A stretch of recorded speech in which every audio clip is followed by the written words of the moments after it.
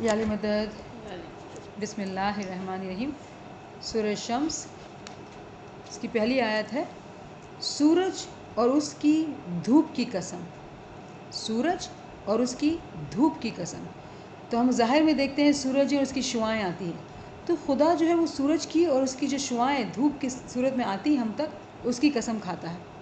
یعنی کہ اس زمانے میں جب سورہ شمس نازل ہوئی، ناطق اور ناطق کی تعلیمات کی قسم، ٹھیک ہے، اور چاند کی قسم جب کہ وہ اس کے پیچھے آتا ہے. یعنی کہ وہ حجت، چاند کی مثال جو ہے وہ حجت کی مثال پر ہے.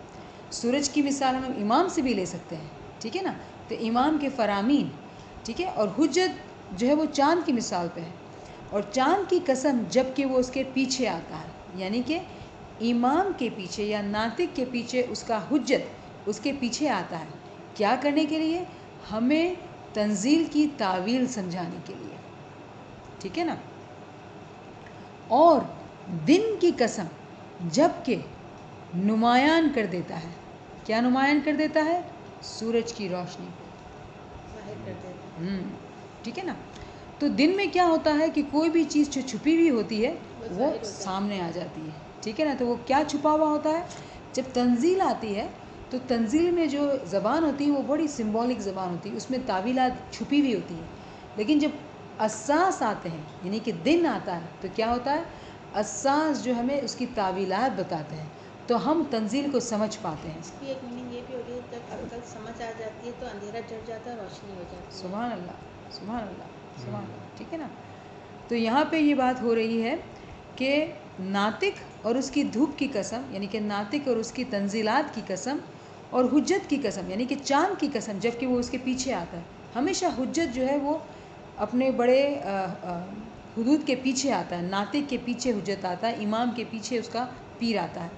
اور دن کی قسم جب کہ وہ نمایاں کر دیتا ہے. تو دن میں کیا ہوتا ہے؟ آگ ہوتی ہے، روشنی ہوتی ہے، ہر چیز گرمی سے پکتی ہے تو نمایاں ہو جاتی ہے.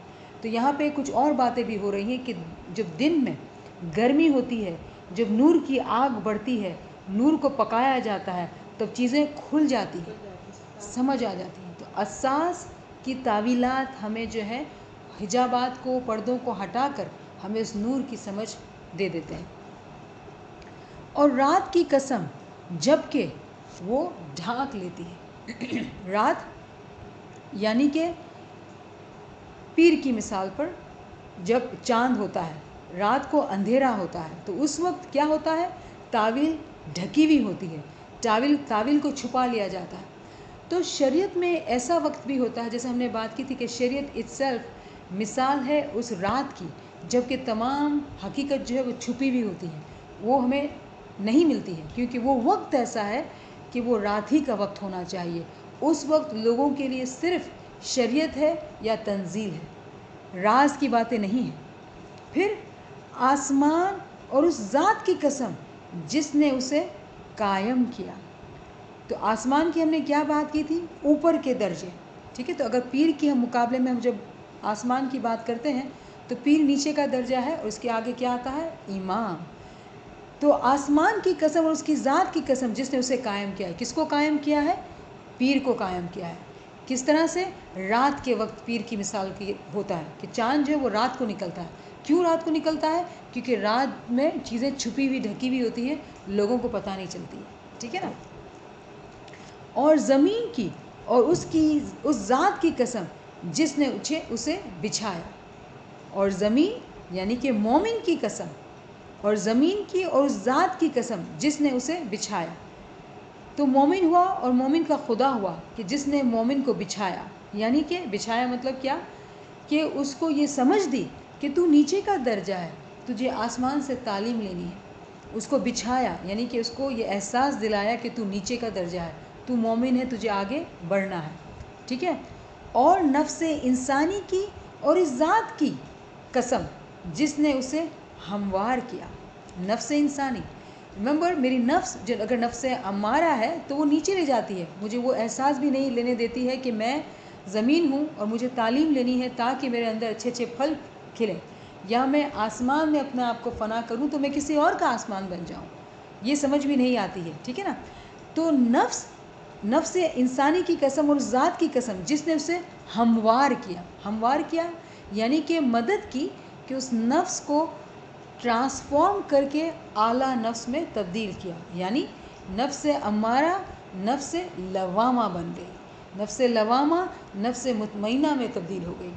تو نفس انسانی کی اور اس ذات کی قسم کہ جس نے اس کو ہموار کیا، پھر اس کی بدی اور اس کی پرہیزگاری اس پر الہام کر دی۔ سبحان اللہ، کیا فرماتے ہیں کہ زمین کو نفس کو جب ہموار کیا، یعنی نفس امارہ کو نفس لوامہ بنایا، تو اس کو کیا بتایا کہ دیکھو تیرے اندر کیا بدی ہے اور پرہیزگاری کیسے کرنی ہے، ٹھیک ہے، اس کو الہام یعنی اس کو وحی کر دیا، اس کو بتا دیا، اس کے اندر اس چیز کو روشن کر دیا کہ کیا برائیاں ہیں اور کس طرح سے پرہیزگاری کرنی ہے۔ یقیناً فلاح پا گیا، یقیناً فلاح پا گیا وہ جس نے نفس کا تزکیہ کیا۔ تو وہ نفس جس نے یہ جان لیا کہ نفس امارہ کو ختم کر کے نفس لوامہ میں بدلنا ہے، وہ فلاح پا گیا، اس نے اپنے نفس کو پاک کر لیا۔ اور نامراد ہوا جس نے اس کو دبا دیا، یعنی کہ جب آپ کو علم کام میں پڑا، آپ نے اس کو اگنور کر دیا، آپ نے بات نہیں مانی، آپ نے قبول کیا کہ اسے نفس امارہ میں ہی رہنا ہے، آپ نے اس ذات کو یعنی کہ خدا کو آپ نے یہ دعوت نہیں دی کہ آپ کی نفس کو ہموار کرنے میں مدد کرے۔ خدا تو خود آتا ہے علم کی صورت میں، کسی بھی صورت میں آپ کے دل میں وہ دروازہ کھٹکھٹاتا ہے کہ آپ ایکسیپٹ کرتے ہیں یا نہیں۔ جب ہم اپنی فری ول سے ایکسیپٹ نہیں کرتے ہیں تو کیا ہوا؟ وہ نامراد ہوا۔ پھر مثال دیتے ہیں یہاں پہ، سمود نے اپنی سرکشی کی بنا پر جھٹلایا۔ سمود جو تھا وہ حضرت صالح علیہ السلام جو پیغمبر تھے ان کے زمانے میں تھا۔ سمود نے کیا کیا تھا؟ اپنی سرکشی کی بنا پر ان کی دعوت کو ان کو جھٹلایا تھا۔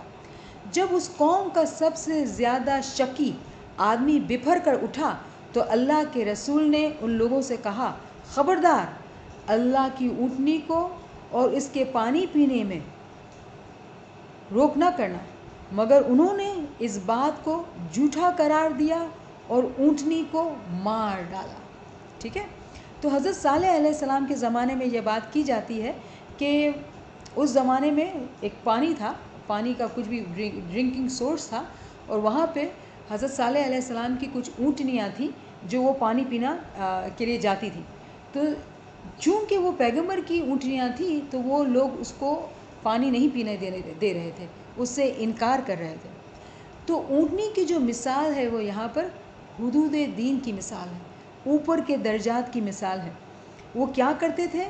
یعنی کہ جو اوپر کے درجے حضرت صالح علیہ السلام کے پاس آتے تھے، کس لیے؟ پانی پینے کے لیے، کس لیے؟ علم لینے کے لیے۔ تو یہ لوگ کیا کرتے تھے؟ ان کو آنے سے روکتے تھے، ان کو جھوٹا قرار دیا، اور آخرکار کیا کیا؟ اونٹنی کو مار ڈالا۔ ٹھیک ہے نا؟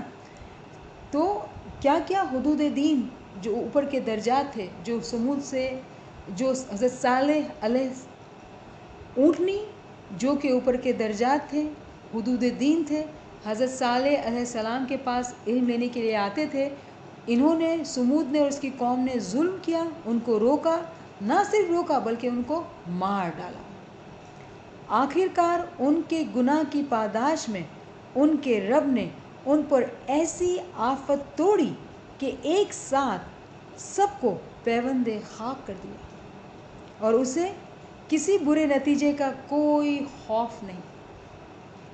تو ایسے بھی ناشکرے دنیا میں لوگ ہیں کہ جب وہ جانتے ہیں کہ یہ حدود دین ہیں، یہ علم رکھتے ہیں، اچھے لوگ ہیں، ان کے خلاف جو ہے وہ مہم چلاتے ہیں، ان کو تنگ کرتے ہیں، ان کو علم کی محفلوں سے دور رکھتے ہیں، ان کو اچھے کام کرنے سے روکتے ہیں، یہاں تک کہ وہ ان کو مار ڈالتے ہیں۔ مار ڈالنے کا مطلب یہ نہیں کہ فزیکلی مار ڈالنا، گو کہ اس قصے میں ایسا ہی ہوا تھا، لیکن آج کے زمانے میں اگر ہم اس کی تعبیر کو سمجھنا چاہیں تو مار ڈالنے کا مطلب یہ ہوتا ہے کہ اگر ہم کسی بھی اچھے انسان کی جو فرشتہ نما ہوتا ہے اس کی جو برائی کرتے ہیں تو ہماری اندر جو اس فرشتے کی روح کا جو ذرہ ہمارے اندر ہوتا ہے اس کو ہم مار ڈالتے ہیں۔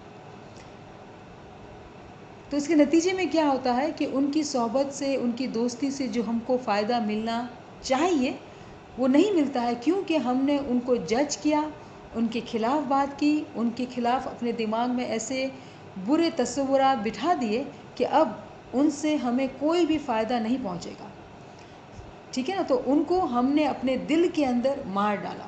تو اس کا نقصان کیا ہوا؟ نقصان ان کو، حدود کو نہیں ہوتا، ان کا نقصان انہیں کو ہوتا ہے جنہوں نے اس کو جھٹلایا ہوتا ہے. کیا ہوتا ہے؟ ان کے اوپر آفت توڑی اور ایک ساتھ سب کو پیوند خاک کر دیا. تو اگر ایک انسان کی بات کریں، اگر سمود کی بات کریں، تو اس کے دل کے اندر اتنی تاریکی ہوگی. اور ہم نے بات کی تھی کہ ہمارے تمام سیلز روحیں ہیں، تمام کے اندر تاریکی، تمام کو پیوند خاک کر دیا. خاک زمین کی مانند ہے، ٹھیک ہے نا. تو زمین نیچے کا درجہ، سب سے نیچے نیچے. حالانکہ ہم کہتے ہیں مومن بھی زمین ہے، لیکن جو شخص مومن بنتا ہے وہ یہ ایکسیپٹ کرتا ہے کہ میں زمین ہوں اور مجھے علم لینا ہے، وہ فوراً سے مستجیب بن جاتا ہے، اس کو مستجیب کا ٹائٹل مل جاتا ہے، اور وہ آگے سفر کرنا شروع کر دیتا ہے. وہ اپنے آسمان کو پکڑ لیتا ہے اور اپنے آسمان سے علم لینا شروع کر دیتا ہے. لیکن جو شخص جب اس کی ملاقات کسی حدود دین سے ہوتی ہے، یعنی کہ کوئی بھی شخص جو آپ کو اچھا علم، اچھا رستہ، اچھی صحبت میں لے جاتا ہے اور آپ اس کی برائی کرتے ہیں، اس کے بارے میں اپنے دل میں جو ہے ججمنٹ رکھتے ہیں اور برے خیال کرتے ہیں، تو ان سے جو بھی آپ کو مدد ملنی چاہیے وہ مدد ملنا رک جاتی ہے، اور آپ اس مستجیب سے بھی نیچے ہو جاتے ہیں. مستجیب جو سب سے لووسٹ درجہ ہے، اس سے بھی نیچے ہو جاتے ہیں. یعنی آپ کی حقیقت ہی ختم ہو گئی. آپ جو ہے جس طرح سے دنیا میں آئے اسی طرح چلے جائیں گے، کوئی فائدہ نہیں ہوگا. اور خدا کو ایسا کرنے میں کوئی خوف نہیں ہے، خدا کے لیے کوئی مسئلہ ہی نہیں ہے. یہ ہمارے اپنے ہاتھ میں ہے کہ ہم اپنے اس 100 سالہ زندگی میں اپنے آپ کو اصل میں واصل کر دیں، یا پھر اسی جو ہے چکر میں ہم 50,000 سال تک رہیں اور اپنے اصل تک کو نہ پہنچیں. تو ایک مومن سالک جو ہوتا ہے وہ نہ صرف چلتا ہے بلکہ دوڑتا ہے. جب اس کو ایسی اچھی نصیحت ملتی ہے، اس کے لیے اپنے دل کو کھولتا ہے، یہ مانتا ہے کہ اس کے پاس علم نہیں ہے، اس کو علم کی ضرورت ہے، وہ اپنے آپ کو شاگرد بناتا ہے، اور شاگرد بننے کی جو شرائط ہیں اس کو پوری کرتا ہے، محنت کرتا ہے، ریاضت کرتا ہے، تب جا کے اس کے درجات میں بلندی ہوتی ہے اور وہ خود آگے سے آگے بڑھ کر چلنا شروع ہوتا ہے. تو یہ کچھ ناچیز باتیں ہم نے کی اس سورہ شمس کے حوالے سے. اگر کوئی بھی سوال ہے تو ہم سوال کر سکتے ہیں. یا علی مدد.